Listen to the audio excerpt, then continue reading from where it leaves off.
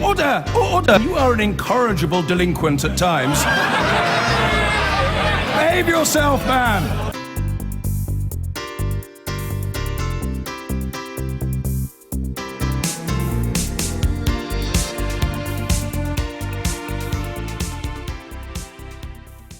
We cannot withdraw from our long and proud history of helping the most vulnerable. The words of the Archbishop of Canterbury today on the escalating row over the decision to stop bringing in lone child refugees under the so-called Dubs Amendment. Only 350 of the expected 3,000 children have been helped so far, but the government claims continuing the scheme would play into the hands of people traffickers. Our senior Home Affairs correspondent Simon Israel has this. There was talk of 3,000 before the coaches began last autumn arriving at the UK's immigration HQ in South London. Today the Home Office talks of 350 in total. The gate is closing on the Dubs scheme to bring in unaccompanied child refugees stuck in Europe.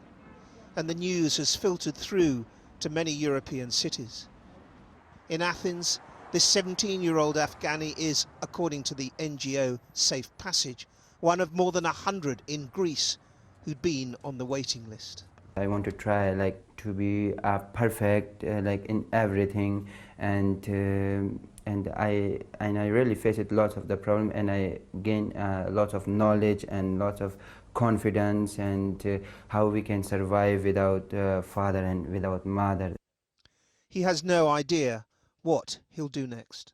So I am really feel disappointed when the British government cannot allow me to come to England, and I feel really sad.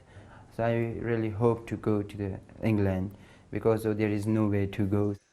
While his future tilts back into uncertainty, the Home Secretary defended the decision to angry MPs. She said the scheme was acting as a magnet.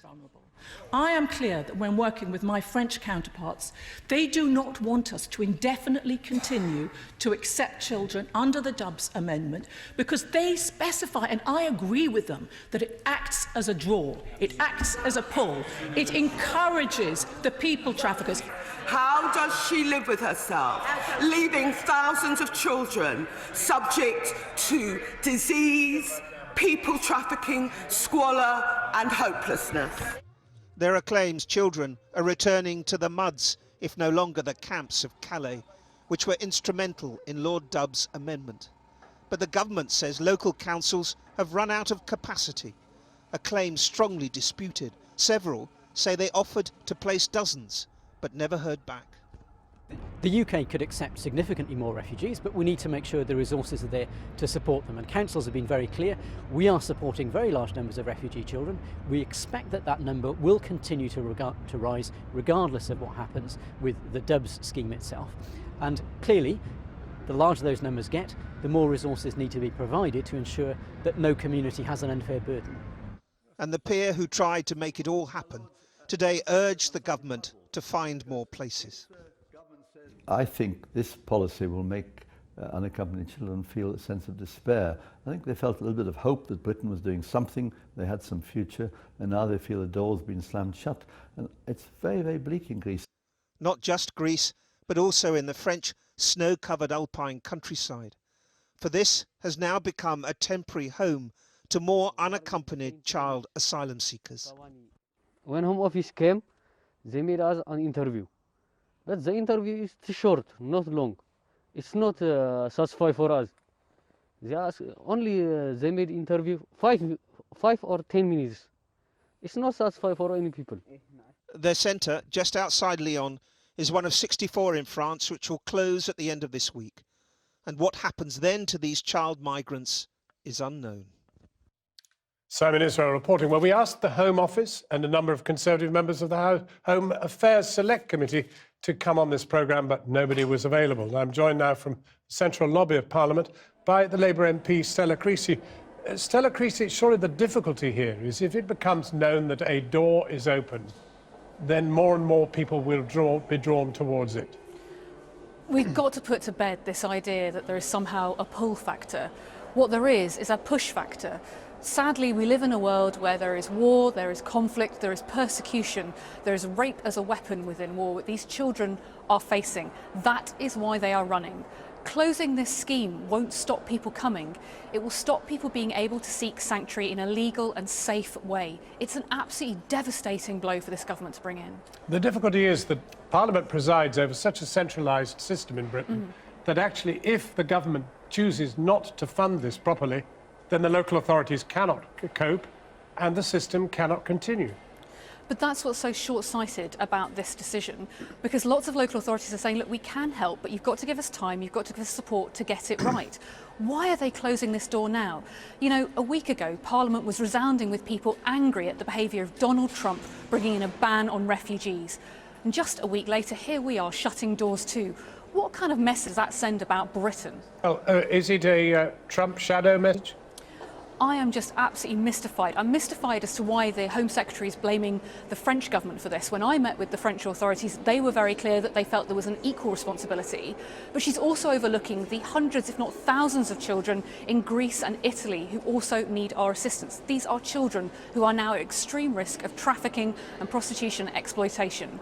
And we know that 50 children a day are turning up back in Calais because of the failure of the last attempt by this government and the French government to get this right. But these children are our responsibility. But you know, I mean, 350 sounds a terribly small number, but it doesn't even leave Britain at the bottom of the league. Britain is actually quite near the top on those figures. Well, we talked about 3,000 because, in fact, there were 95,000 in Europe, so 3,000 seemed a fair amount for Britain to take. And all through the debates and discussions on this, 3,000 was the figure being talked about, not a tenth of it, as this government is now trying to claim. The fact they put out this statement yesterday as a written statement whilst everybody's debating Brexit tells you they know this is shameful. Isn't there another difficulty, which is that, in all conscience, the Labour Party is not in a good shape to resist any of this stuff? The opposition is now... I mean, I don't know how many shuffles we've had, but it seems to be a revolving door and churn at the cabinet front bench. Look, shadow cabinet front bench. We as a Labour movement have our own challenges, but what we're talking about here is vulnerable children left at risk whilst this government and the French government play chicken with them as to who's going to take responsibility. And frankly, John, that's my top priority tonight. Well, I recognise that, but you must also have a secondary priority, which is somehow to find some way of having a really logical and cohesive front bench to oppose all this. Well, look, that's the choice of our leader, Jeremy Corbyn, and I know he's making change at the moment, but I was really proud today to be part of a group with people like Diane Abbott, with Yvette Cooper, all standing up and saying this isn't acceptable, challenging the government, holding them to account and saying, hang on, this House, cross-party, made a promise. I was also pleased to see statements by people like Heidi Allen and Will Quince too. This isn't a party political point. Britain made a promise to those kids and we've let them down, and this government is directly responsible. I don't want us to have Trump logic here, and I don't think your viewers do either. Well, if the call comes, will you be proud to serve again on the front bench with Mr Corbyn at the helm?